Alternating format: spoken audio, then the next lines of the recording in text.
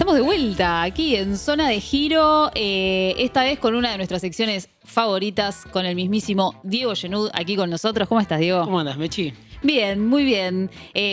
Un poco en esta lógica que siempre decimos que si te vas mucho tiempo de la Argentina todo sigue igual, pero si te vas un mes o poquito tiempo es como que explotó una bomba de tiempo ahí Sí. y pasan un montón de cosas, ¿verdad?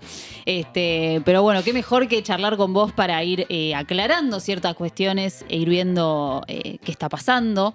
Un Milei que venía de un escenario incierto, luego una victoria indudable en las urnas. Y el 14º viaje a Estados Unidos para un presidente que suele frecuentar Sí. los Estados Unidos.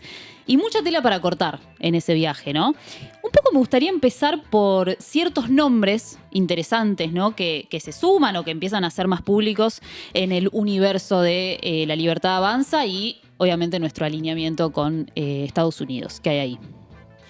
Bueno, a ver, Milei fue a ofrendar el triunfo, me parece que hizo bien, porque llegó a las elecciones gracias a el apoyo, el salvataje de Trump, de Bessent, y esta vez estaba justificado el viaje, podemos decir. En otras ocasiones No tanto. el presidente fue, se volvió, no consiguió lo que quería, o simplemente exhibió el alineamiento, pero acá me parece que merecía un viaje de este tipo porque es cierto que llegó muy, muy respaldado y sostenido por Bessent, por Trump, por la CEPAC, por todo lo que es esta coordinadora de la extrema derecha, esta conferencia que habitualmente vemos, ¿no? Reuniones en distintas partes del planeta, pero que ahora están muy atentos a lo que pasa en Argentina. Entonces, es un viaje que confirma esa alianza, ¿no? Milei vuelve con la victoria bajo el brazo, no es el mismo Milei de otro momento, vuelve tonificado. Vuelve incluso en un momento en que en Estados Unidos resonaba la victoria en Nueva York, ¿no? De Mandani, diciendo Argentina es un buen refugio incluso para los que sufren, ¿no? al comunismo de Mandani, que todavía no asumió. Entonces, se revalidan los títulos que tenía Milei cuando asumió, por lo menos para esos foros, ¿no? Para esos foros de la derecha, que lo veían al presidente muy debilitado y que ahora lo ven empezando un nuevo gobierno, una resurrección, un renacimiento. Así que me parece que esta vez el viaje tenía mayor sentido, ¿no? Para Milei y también para el trumpismo que lo abrazaba. Después hay otros personajes como José Luis Manzano que aparecen medio por la puerta de atrás, que tienen que ver un poco con el escenario doméstico, otro poco con la escena geopolítica. También lo podemos charlar, pero en principio diría que Milei volvió a Miami, a Nueva York, a Estados Unidos, un poco diciendo esto no fue un error, ¿no? Sino que esta experiencia de la derecha en la Argentina o de la extrema derecha puede durar mucho más de lo que se suponía, ¿no? Sí, sí. Es interesante esto que decís de que bueno, esta vez Javier Milei fue también un poco de modo de agradecimiento de todo el apoyo que recibió de Estados Unidos para la última campaña, sin duda. Pero bueno, este alineamiento con Estados Unidos, y es un poco la pregunta que nos hacemos siempre, ¿no? Trae aparejado una serie de medidas que ya estamos viendo, ¿no? Y que ya están seguramente pactadas, ¿no? ¿Qué ves ahí, ¿no? Como a futuro en este alineamiento que es cada vez más estrecho. Bueno, a ver, hay un catecismo que está escrito y que la religión de Milei tiene que cumplir en la Argentina. Sabemos, ¿no? La reforma laboral, ahora viene el presupuesto, la reforma tributaria, la reforma previsional la están tratando de demorar un poco más. Pero lo que me parece es que esas discusiones que son viejas ahora tienen otro tono, ¿no? Vuelve a discutirse todo otra vez desde cero porque todos los supuestos que Milei trajo al poder y que fueron un poco desmentidos o que se vieron debilitados en estos 2 años de desgaste, ahora tienen una fuerza mayor. Entonces, Milei tiene hoy un poder innegable para encarar todas estas discusiones.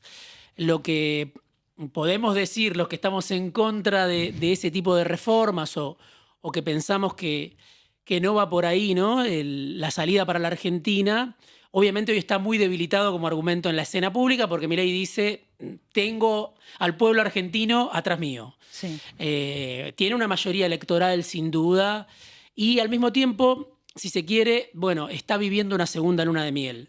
No sabemos cuánto dura esa segunda luna de miel, pero hoy por hoy cuestionar todos los supuestos de Milei cuesta muchísimo más que lo que costaba hasta hace 3 o 4 semanas atrás, ¿no? Sí. Entonces aparece la oposición a Milei, por un lado, en una crisis muy, muy profunda, hoy más profunda que hace 3 o 4 semanas, muy manifiesta, que puede terminar con la ruptura del bloque en la Cámara de Diputados, con tensiones, pero además con mucho menor fuerza para discutir en la escena pública. Milei lo sabe, la hermana de Milei lo sabe, Santiago Caputo lo sabe y dicen, es el momento ahora de avanzar, de acelerar para lograr estas reformas cuando tenemos a la oposición desarticulada, ¿no? Sí. Sin fuerza para oponerse. Más allá de la discusión, si querés, filosófica, ideológica, política, de si estas reformas, así como las piensa Milei, son buenas o malas para la Argentina, Milei sabe que hoy está en un momento inmejorable para avanzar con esas reformas. Todo en la Argentina a veces se desmorona más rápido de lo que uno supone, o la Argentina nos sorprende muchas veces, como sucedió el 26 de octubre. Sí. Pero hoy Milei dice, tengo la gran oportunidad de reformular un poco, a mi gusto, las leyes de la Argentina. Ya lo hizo cuando asumió, ¿no? Con el decreto 70, con el mega DNU, con tantas reformas que estaban en la ley bases, con el RIGI. Logró muchísimo Milei en el primer año, sobre todo de gobierno. En el segundo año todo se le complicó. La intención del gobierno es decir, empezamos de cero y profundizamos, ¿no? Entonces, ahí me parece que va a depender mucho de la conflictividad social, ¿no? Sí. De lo que está por fuera del palacio y de la representación. Porque la oposición se jugó todas las fichas a ganar esta elección, a ponerle frenos en el Congreso a Milei desde la representación legislativa en diputados y en el Senado. Y bueno, eso es lo que salió mal, ¿no? Salió mal la elección, salió mal el plan de a Milei lo frenamos desde el Congreso. Entonces, si a Milei alguien lo frena, hoy, hacia adelante, parece ser más bien la conflictividad social de los que no se sienten representados que lo que puede hacer un grupo de diputados, un grupo de senadores, los líderes de la oposición. Por lo menos esa es la escena hoy. No sabemos, como digo, si mañana, pasado o en este momento están haciendo un líder para representar a esa oposición social, pero el Parlamento hoy es un terreno donde Milei está mucho más fuerte que hace unos meses. Todo el año fue un año de derrotas para Milei. Ahora está pensando, va a ser una escribanía el Congreso, ¿no? Para la Libertad Avanza. Sí, no, sin dudas. Creo que el tema de la reforma laboral, como lo mencionabas, fue una de las cuestiones que marcó la agenda en el último tiempo. Recién hablábamos de la cuestión de la precariedad, ¿no? De esta idea de la implosión social, ¿no? Como de la sociedad rompiéndose desde adentro, ¿no? Y esta cuestión de que un poco de hecho está ocurriendo la reforma laboral, ¿no? Esta idea de que, igual yo ya trabajo más horas de las que tendría que trabajar, tengo más trabajo de los que tendría que tener, ¿no? Sí. ¿Qué ves ahí y si crees que hay una oportunidad en la cuestión de lo laboral para la oposición? Tal vez la última oportunidad en el horizonte cercano. Bueno, a ver, sí, hay una precariedad obviamente de facto, hay una reforma laboral que incluso podríamos decir existe antes que Milei, ¿no? Hace mucho tiempo que gran parte de los trabajadores, las trabajadoras viven sin saber lo que es el aguinaldo, las vacaciones pagas, ¿no? Y tantos otros derechos. Eso existe. El tema es que Milei conecta mejor con esas mayorías precarias, ¿no? Y el peronismo le sigue hablando a los incluidos. Por lo menos le habló durante todo este tiempo, le habló mientras estuvo en el poder, le habló durante la campaña de 2023 a los incluidos, sin tomar en cuenta que hoy la mitad de la población económicamente activa está en la precariedad, como mínimo. Le volvió a hablar durante el gobierno de Milei a los incluidos y ahora, la reforma laboral, por un lado, es legalizar esa precariedad de facto, ¿no? Darle una entidad legal, una arquitectura legal, legalizar esa esa realidad para muchos que están acostumbrados a vivir a la intemperie, dependiendo de su salud para ver si llegan a fin de mes o no, te enfermas, no cobrás. Bueno, es digamos, un gobierno, el de Milei, que habla de una realidad o legitima una realidad que ya muchos viven. El problema para la oposición es que niega esa realidad, o gran parte de la oposición niega esa realidad y habla desde el pasado, ¿no? Desde un pasado en el que teníamos pleno empleo, desde un pasado en el que todo el mundo tenía garantías. Entonces, Milei conecta con la realidad de los precarios y les dice, ahora yo le voy a dar una entidad legal, van a estar más protegidos. La oposición aparece, bueno, como siempre, y el peronismo, diría en particular, desde hace mucho a la defensiva. El cambio de autoridades en la CGT, bueno, por un lado uno puede decir, hay un rechazo, la nueva conducción de la CGT está en contra de esa reforma laboral, pero va muy debilitada a esa discusión, ¿no? Sí.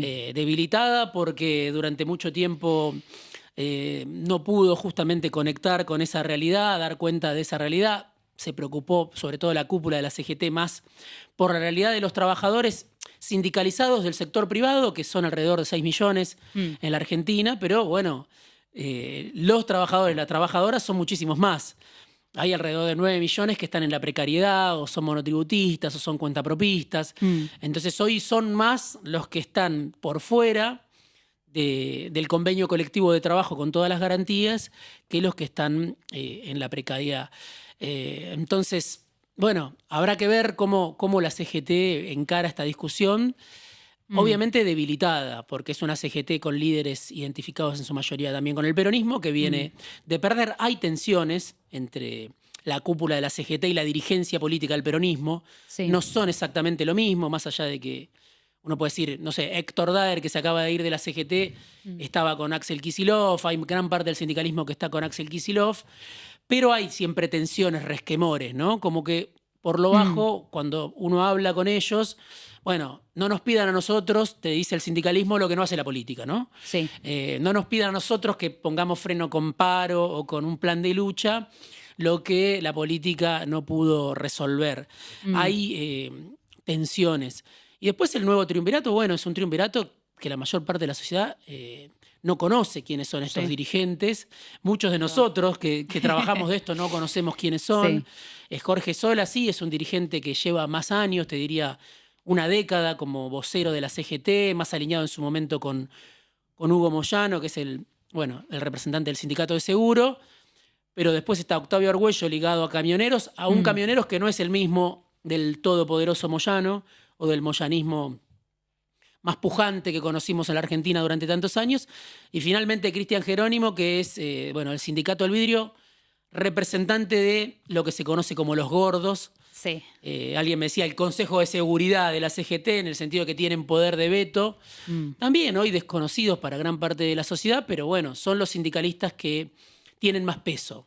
Gerardo Martínez de la UOCRA, Andrés Rodríguez de UPCN, José Luis Ligieri de Obras Sanitarias, es decir, sindicalistas que llevan muchísimo tiempo en la CGT y que tienen obviamente una capacidad innegable para ser interlocutores siempre del poder de turno, cuando gobierna el peronismo, cuando gobernó Menem, cuando gobernó Néstor, cuando gobernó Cristina, cuando gobernó Macri, ahora que gobierna Milei, siempre con esa plasticidad, digamos, para relacionarse. Entonces, bueno, es un triunvirato, habrá que ver si están repartidas las acciones iguales o si uno de ellos se destaca. Uno presupone que Jorge Sola se puede distinguir por esta trayectoria que digo. Pero bueno, es una CGT que no tiene un líder fuerte para enfrentar esta ofensiva, ¿no? Si uno mira para atrás, muy para atrás, y esto lo he hablado con sindicalistas, algunos veteranos en las últimas horas, bueno, existió alguien como Baldini, que fue, bueno, el emergente sobre el final de la dictadura, pero no tanto. Ya a partir del año 79, bueno, como que fue alguien que surgió al calor de un proceso muy difícil de recomposición de luchas, de organización del sindicalismo. Después estuvo Moyano como un líder más de los 90, primero en minoría, durante los años 90 y después como jefe durante el kirchnerismo. Hoy no aparece eso, ¿no? Sí. Y hace 10 años que la CGT no tiene un jefe, desde que se fue Hugo Moyano.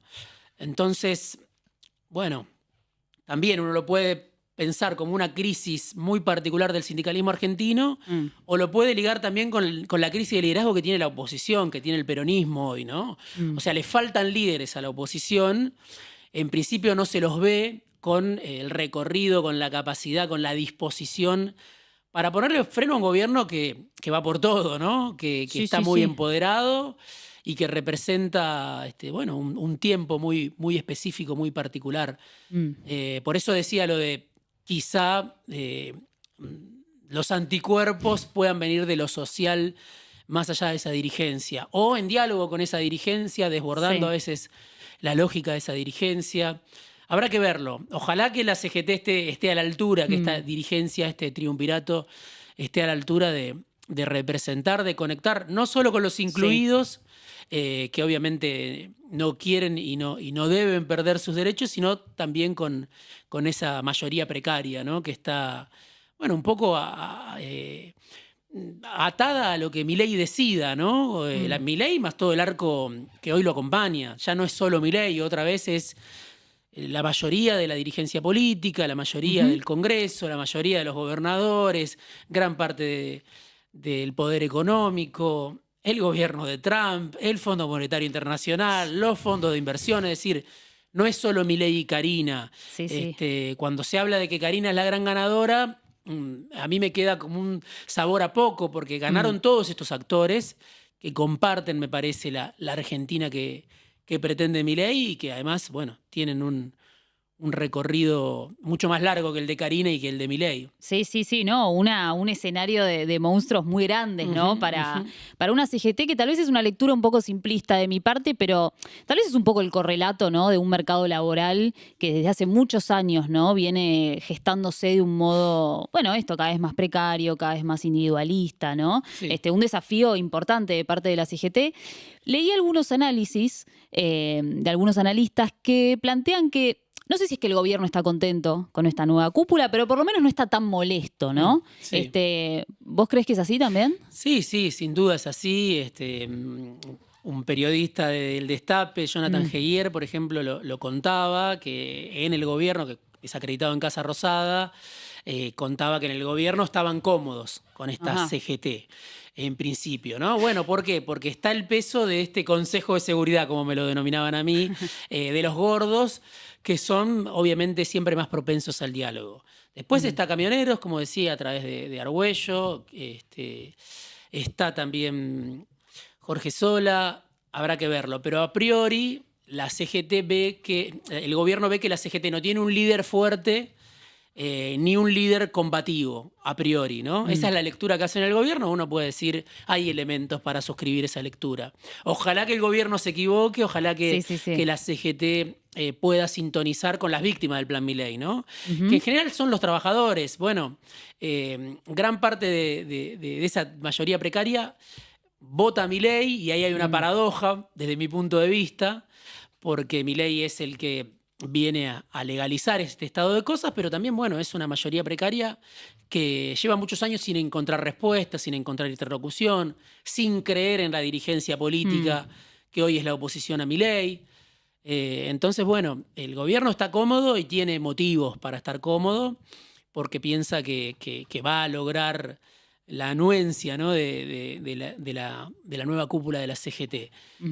Habrá que verlo Sí, si sí. es así o no, pero en principio están festejando, yo creo que más por una cuestión del resultado electoral, de este renacimiento, de este vamos por todo, de ahora o nunca. Tenemos estos meses de crédito social y ahora hay que plasmar, cristalizar en una nueva arquitectura legal este estado de cosas, ¿no? La indefensión de gran parte de los laburantes, el empoderamiento del mercado, ¿no? De los fondos de inversión, del poder económico. Entonces, bueno, la CGT, no todo depende de la CGT, obviamente es muy importante porque es la representación de los trabajadores organizados, pero al mismo tiempo es un estado de cosas muy desfavorable, ¿no? Para ponerle freno a Milei hoy por hoy. Sí, sin dudas, sin dudas. Y también hay otro conflicto, ¿no? Que fue bastante protagonista ya desde hace bastante tiempo, que es la cuestión del Garrahan, ¿no? Que también involucra a trabajadores, seguramente también nuevas Ujú. generaciones de trabajadores, médicos, médicas y profesionales, que fue protagonista de una lucha histórica y de una conquista histórica, ¿no? En Sí. relación a un aumento salarial que consiguieron, ¿no? Después de una lucha muy importante. Este, ¿Vos crees que esto marca un precedente de lucha en este contexto tan hostil? Sí, sin duda marca un precedente. Hay que ver quién lo lee, quién lo Mm, toma, ¿no? Eh, Muchas veces sucede, y creo que pasó sobre todo con las listas de Fuerza Patria, sí.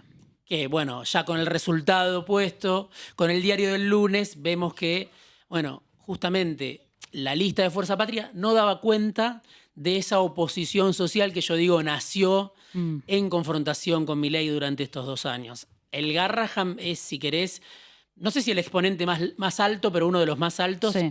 de ese proceso bueno, de organización, de discusión, de ese proceso colectivo donde se fue sumando mucha gente, donde empezaron los médicos residentes, pero después se sumaron los profesionales, los enfermeros. Ujú. Entonces, justamente la discusión que vimos la semana pasada, o el maltrato de Eduardo Feynman Sí. a esta dirigente sindical Norma Lezana. Norma Lezana de la Asociación de Profesionales, bueno, ¿qué le cuestionaba a Feynman? Que Mm, era candidata de la izquierda, ¿no? sí. Más allá de que estaba en un puesto donde no tenía posibilidades de entrar, pero es interesante porque, por un lado, se veta la participación sindical, solamente se puede, según Mm, los parámetros del poder y del gobierno y de los voceros del gobierno, solamente se puede participar de un conflicto si eso no tiene un correlato político. sí. Desde un lugar de cierta inocencia se Mm, puede participar, o de cierta asepsia, es decir, yo no me mezclo con la dirigencia política, como si el gobierno no tuviera sus voceros, como si el gobierno no tuviera sus representantes en las cámaras empresarias, ¿no? En los medios de comunicación. Pero, digo, se le cuestiona haber sido candidata en la lista del Frente mm, Izquierda, y uno sabe de mucha gente de Fuerza Patria que le hubiera gustado tener una candidata o un candidato que hubiera participado de ese proceso, donde obviamente en el Garraham no son todos los mm, enfermeros ni los profesionales de izquierda, te diría que, es más, te diría que son la minoría. mm. Muchos hubo que fueron votantes de Milei, Sí, entre sí. los médicos residentes, entre algunos profesionales de la salud, y que vieron cómo Milei los ahogaba la salud pública. Entonces, ahí hubo un proceso donde mucha gente cambió de parecer cuando vio cómo se ejecutaba el plan de Milei Mm, contra la salud pública, contra el hospital pediátrico más prestigioso de América Latina.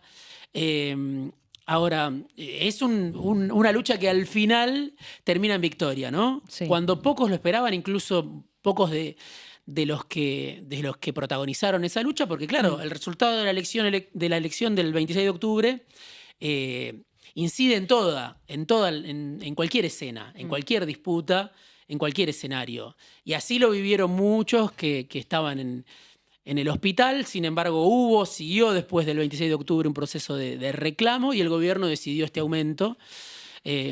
Entonces, por un lado, la política debería, yo creo, la política, el sindicalismo, que está confrontando con Milei o que quiere un país distinto al de Milei, Mm, bueno, nutrirse de esas sí, sí. experiencias, no ser sordo o ciego a esas experiencias, porque justamente me parece que dan cuenta de la única fortaleza que puede tener hoy la dirigencia opositora, Sí. nutrirse de ese conflicto. Bueno, se logró un aumento histórico, por alguna razón el gobierno decidió en su momento de mayor fortaleza otorgar ese aumento. O porque vio que el conflicto Mm, iba a seguir, o porque el costo fue altísimo, porque sí. quedó desnudo el gobierno de Milei, bueno, tratando de destruir un hospital que es tan, bueno, que se convirtió en causa nacional, Sí. como me decía Norma Lezana, ¿no? Por el hecho de que los Mm, pacientes, los padres de los pacientes, los padres de los chicos se involucraron también en ese conflicto.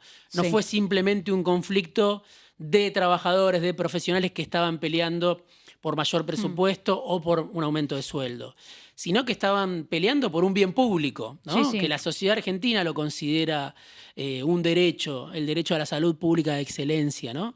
Entonces, bueno, creo que hay mucho ahí como para pensar que la dirigencia debería estar más atenta a ese tipo de luchas que conecta con el afuera. No Sí. son simplemente luchas donde se está discutiendo una paritaria, que obviamente es lógica y es valorable y es necesario que cada quien, todas las organizaciones estén peleando por un aumento acorde con la inflación, por recuperar el poder adquisitivo. Eso desde ya es valiosísimo y más en este contexto. Sí. Pero además hay luchas o hay conflictos sindicales que sintonizan con demandas sociales, ¿no? Más allá, por fuera de los ámbitos de laburo, porque interpelan a la sociedad, al que no es laburante de un hospital, al que no es laburante de una fábrica, pero dice esta fábrica cumple un rol central en nuestra comunidad. Entonces, me parece que las nuevas luchas o las luchas que más profundidad ganan o más capacidad de transformación tienen, justamente son las que logran encadenar o conectar un reclamo reivindicatorio salarial con las demandas que hoy tiene la sociedad argentina, sobre todo la sociedad que no se siente representada por Milei. Sí, sin dudas, pero me parece inevitable hacer foco, ya que también lo mencionabas, el tratamiento mediático que tuvo esta cuestión, sobre todo en esta especie de enfrentamiento cuasi amarillista entre Feynman y Norma, ¿no? Sí. Un periodista con un micrófono, digo, escuchado por millones y millones de personas que tal vez no están cerca del conflicto y es su única manera de acercarse a ese conflicto. Un periodista que la acusaba de querer voltear un gobierno, ¿no? Una acusación cuasi golpista a una mujer que simplemente integraba una lista, como bien vos mencionabas, digo, haciendo uso de su capacidad de poder. Y que lleva 38 años en el hospital, ¿no? Yo hablaba con ella hace unas horas, hace algunos días, y ella estuvo cuando se hizo el primer trasplante hepático, ¿no? A un paciente de 11 años, bueno, que le salvaron la vida. Sin duda. Y fue en el año 92. Entonces, alguien que entró por concurso. Bueno, toda esa historia que no está contada, bueno, tiene que ver con por qué justamente consiguió tanta legitimidad y tanta adhesión. Sí. Porque la historia de Norma es una entre cientos de profesionales que además resistieron la ofensiva del gobierno y decidieron quedarse cuando ganan menos ahí de lo que podrían ganar si se fueran a trabajar en el sector privado. Hubo 300 personas que dijeron, bueno, no puedo seguir soportando esta ofensiva, este maltrato, esta asfixia presupuestaria. Me pagan más y se fueron, alrededor de 300 profesionales. Es una pérdida muy grande para el hospital. Pero bueno, la mayoría se quedó y lleva muchos años, ¿no? Peleando. Sí, sin duda. A mí me he quedado pensando también en relación a la cuestión de la reforma laboral y cómo lo encara el gobierno, como en esta idea de la honestidad moral, ¿no? Como esto de, bueno, pero si vos integrás una lista, vos no podés estar defendiendo esta otra cuestión. El mercado laboral está así, entonces, bueno, no hagamos nada para cambiarlo, sino que oficialicemos. ¿Vos creés que hay cierto valor para la gente en esta supuesta honestidad moral en la que se refugia tanto Feynman como líderes del gobierno? ¿Crees que hoy cala esa idea? Bueno, para mí no, pero tal vez el poder que pueda tener un formador de opinión tan cercano al gobierno, que tiene casi te diría acciones en el gobierno, obviamente incide. Ahora, por un lado, es importante la valoración de los médicos y los profesionales, ¿no? Que la eligen a Norma Lezana para conducir ese sindicato que además es muy heterogéneo, ¿no? No son todos médicos, hay técnicos, hay profesionales, hay enfermeros, o sea, es bien heterogéneo y justamente si se logró la unidad que se logró es porque se pudo amalgamar, escuchar, representar, respetar los tiempos de cada uno de esos sectores para que no se rompa, ¿no?, la unidad. Ahora, socialmente es probable que haya una idea de que no se tiene que contaminar un reclamo con la política como si la única política posible fuera la del gobierno de turno, ¿no? Es un gobierno que es el dueño de los términos de la discusión. Entonces, es un gobierno que, por supuesto, tiene una ideología muy clara, muy alineada con sectores, y desde el punto de vista político y también ideológico, cultural, pero que censura las opiniones de los demás, ¿no? Sí. Los demás no pueden tener un compromiso, no pueden asumir un compromiso o no están habilitados. Pero bueno, son discursos, mecanismos del poder para disciplinar y un poco también para aterrorizar a veces a la sociedad, ¿no? La idea de te voy a denunciar, voy a denunciar cuál es tu pensamiento, te voy a exponer. Y así todo, bueno, el propio Feynman termina pidiendo disculpas a su audiencia porque se ve absolutamente desfigurado, ¿no? Sí. Nervioso. Bueno, más agresivo de lo que hubiera querido, de lo que él mismo considera tolerable, justamente, ¿no?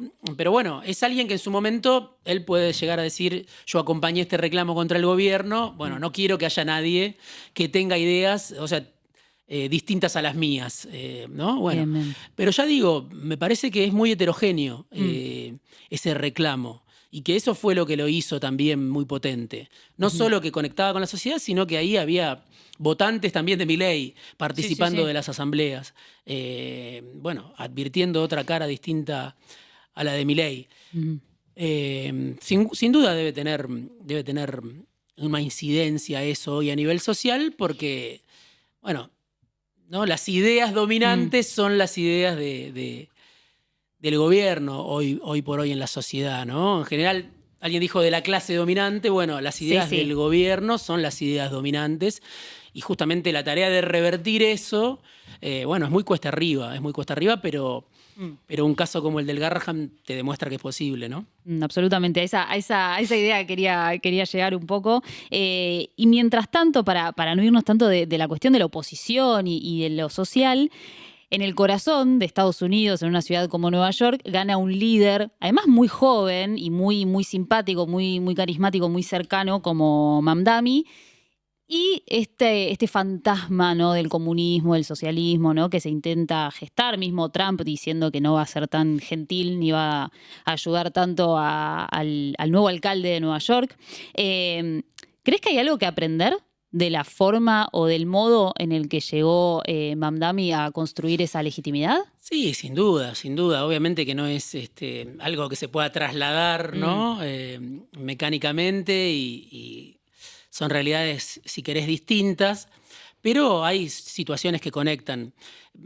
A mí, obviamente, lo que me parece importante, además del uso de las redes sociales, que sin duda es el nuevo lenguaje y sin el cual no se puede pensar ninguna transformación política hoy si no hay posibilidad de llegar de otra manera, ¿no?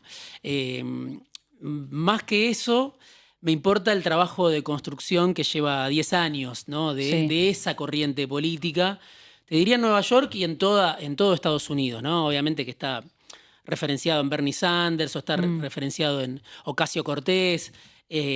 Bueno, Mamdani es alguien que encarna a las nuevas generaciones, porque Sanders ya es alguien que está de vuelta, que fue candidato, que sin embargo tiene una popularidad absoluta en Estados Unidos. Es habitual verlo en actos realmente con multitudes, permanente, en encuentros a lo largo de todo el país. Es alguien que tiene un predicamento importante. Ahora, bueno, me parece que lo interesante, además de lo que se dice, Mamdani conecta con los jóvenes, conecta con demandas muy importantes que fueron, ignoradas por completo por los gobiernos anteriores. Además del lenguaje, además del programa, si se quiere, de las propuestas que llevó adelante y de su juventud y de su carisma, me parece que está el trabajo, ¿no? Nada surge de un día para el otro, ¿no? Entonces esto se fue incubando, se fue trabajando y así se logró. Me parece que es interesante pensar que a veces el corto plazo, que es el que nos gobierna y nos impide pensar cualquier cosa porque todo es el minuto a minuto, lo nuevo, que a veces tiene olor a viejo, pero ¿no? Lo que está surgiendo, estamos pendientes todo el tiempo de lo que está apareciendo como si eso fuera lo importante. Bueno, ahí hay algunas lecciones que a mí me interesan más, que es, bueno, poder pensar qué es lo importante para los que se deciden hacer política. Sí. Y lo importante no es siempre lo que está sucediendo, sino que también hay algo en poder construir una temporalidad distinta y decir, yo tengo un tiempo propio Sí. para pensar lo que quiero para esta sociedad, para mi futuro. Tengo un tiempo propio y voy a trabajar en función de ese tiempo propio, que no es el del minuto a minuto, no es el de la próxima elección necesariamente, sino que es poder sustraerse de la vorágine, de la locura y, Sí. bueno, elegir el momento, elegir pensar en otra temporalidad y fijarse objetivos y trabajar por esos objetivos. Después con las herramientas, obviamente, que tienen que ver con este tiempo, con este tiempo, con esta vorágine, si se quiere, sí, ¿no? sí. Que leí algunas notas que hablaban de, justamente, no solo de TikTok, sino de otras plataformas también, que tienen que ver con reclamos sindicales. Leía una nota de Lucas Malaspina que hablaba de eso, ¿no? De una de las apps que tiene que ver con que surgió por un reclamo de choferes en California. Es decir, no solo es usar TikTok, que está bien usarlo y son las plataformas hoy más populares, sino que también puede haber otras plataformas construidas pensando en otros objetivos, que no son los de las grandes empresas. En ese caso, una plataforma construida por trabajadores precarios en California, ¿no? Choferes de Uber o choferes de nuevas aplicaciones que dicen cómo puedo construir una app, una plataforma que sirva a mis reclamos. Eso después lo usó también la campaña del nuevo alcalde de Nueva York. Entonces, son una serie de cuestiones. No es simplemente la simpatía, que obviamente juega un rol central, o el carisma. No es simplemente el lenguaje y las ideas que puso en juego, que son centrales, porque si vos no le hablás a la sociedad de los problemas que tiene, ¿no? Y no los conocés a esos problemas y no recorres las calles de la ciudad o del país que pretendés transformar, es difícil, pero al mismo tiempo creo que está esto de, bueno, estás construyendo una victoria que quizá no llega mañana, sino que va a demorar incluso en el tiempo de la instantaneidad. Sí. Las victorias pueden demorar, pueden tardar más de lo que quisiéramos, como tarda para cualquiera de nosotros mucho más lo que queremos, ¿no? Cuando nos fijamos un objetivo, ese objetivo no lo conseguimos tan rápido como queremos y nos damos cuenta de que tarda muchísimo más de lo que supusimos en algún momento que podía tardar llegar al lugar que queríamos, ¿no? Entonces, y así es para las mayorías, ¿no? Sí. Después hay gente que la pega, que llega rápido, que encuentra un atajo y gracias a las nuevas tecnologías puede llegar en un segundo o en unos meses a ocupar lugar de posiciones importantes o posiciones importantes. Pero para la mayor parte te diría, de la humanidad, todo eso tarda mucho más, ¿no? Sí. Y tiene que ver con el trabajo, tiene que ver con el esfuerzo, tiene que ver con la constancia.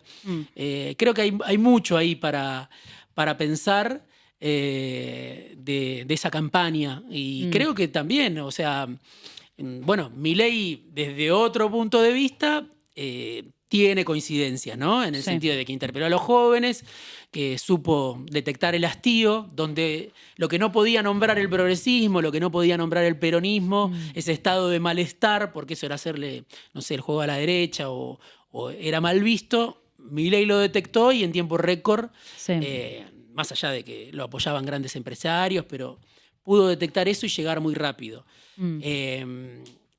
Y dos cositas más diría de esa campaña. Por un lado, cómo recuperó personajes de la historia de Nueva York, ¿no? Cómo fue a los lugares donde estaban, no sé, una estatua, un banco que tenía el nombre de alguien que había sido importante décadas atrás en la historia de Nueva York, para, otra vez, para salir de la naturalidad del presente, es decir, para pensar esto que vivimos como presente y lo vemos como algo dado, lo vemos como algo inalterable.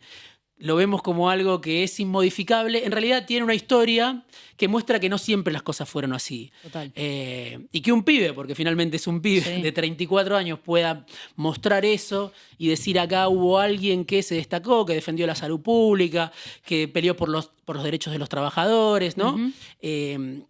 Bueno, te demuestra que los procesos tienen su historia, ¿no? Y que hay voces y cosas silenciadas en este presente siempre, ¿no? Eso creo que lo detectó bien. Y por último, él es el reverso del alcalde de Nueva York que existe hoy. Sí. Que no sé si es tan conocido, seguramente no es tan conocido acá como Mamdani, pero se llama Eric Adams y es un ex policía de Brooklyn, afroamericano, muy respetado, venerado por el poder de Nueva York, por el poder inmobiliario, por el lobby israelí, ¿no? Todo lo contrario, todo lo contrario de lo que es Mamdani, en el sentido de que Eric Adams es un demócrata que viene gobernando hace varios años, creo que es el segundo mandato el que termina ahora, y claro, era el ejemplo del afroamericano asimilado, ¿no? Un ex policía que habla como quiere el poder financiero, el poder inmobiliario, que defendía a los grandes desarrolladores inmobiliarios. Mamdani propone exactamente lo contrario, se para desde las necesidades, ¿no? De los que no pueden pagar un alquiler, y al mismo tiempo muy alineado con la causa del Estado de Israel, viajando muchas veces a Israel, financiado por desarrolladores inmobiliarios ligados al lobby judío. Bueno, todo eso era Eric Adams, que acaba de perder con alguien que uno podría decir es el reverso exacto. No era una versión moderada de Eric Adams, o no es una versión moderada de Eric Adams la que ganó la elección en Nueva York, sino que es alguien que justamente... Contrapuesto. Exactamente, elige otro lugar donde pararse para interpelar a la misma sociedad. Entonces hay muchas cuestiones para pensar, más allá de que enamorarse de eso y pensar que se puede copiar en un segundo, obviamente es un simplismo y no lleva a ningún lado tampoco. Pero sí ese proceso más largo, me parece, de construir algo en base a criterios propios, que no son tanto a veces los que están en la superficie o flotan en la atmósfera que nos gobierna, sino que son otros criterios que, bueno, hay que abstraerse para poder pensar criterios distintos. Interesantísimo, sí. Y me quedo con esa idea de un plan a largo plazo, pero con pasos firmes, y esta idea de recuperar la historia. Creo que ahí hay un valor que lo vuelve muy interesante y muy potente también, sin duda. Sí, lo pudo hacer. Obviamente que hay algo en el carisma de él, en la naturalidad. Bueno, también es alguien que fue a colegios de elites, o sea, que más allá de que es un inmigrante, que es musulmán, también tuvo una educación privilegiada. Bueno, hay obviamente complejidades en esa historia, pero pudo recuperar esa historia perdida, que muchas veces obviamente no está en el presente. Cuando uno piensa en Nueva York, no piensa en todas las luchas que también hubo ahí, como en tantos otros lugares, ¿no? Sin duda, sin duda. Diego, espectacular. Muchas gracias por venir. Nosotros, bueno, terminamos el lunes. Hemos cerrado este lunes con este gran análisis. Muchas gracias a todos. Justo, Pedro, Tommy que está ahí, Mora, Juli, Tommy, Santi, todos del otro lado. Y la audiencia, bueno, que vuelva, porque el jueves volvemos. Así que, chau, chau.